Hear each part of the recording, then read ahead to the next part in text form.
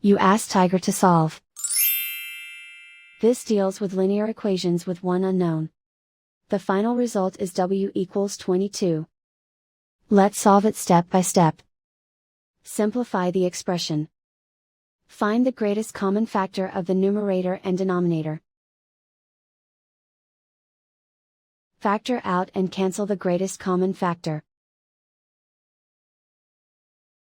Isolate the w.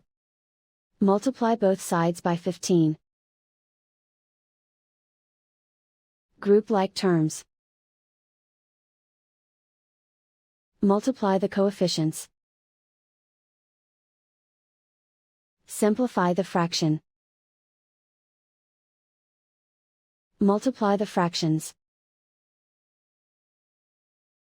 Simplify the arithmetic. And so the final result is w equals 22.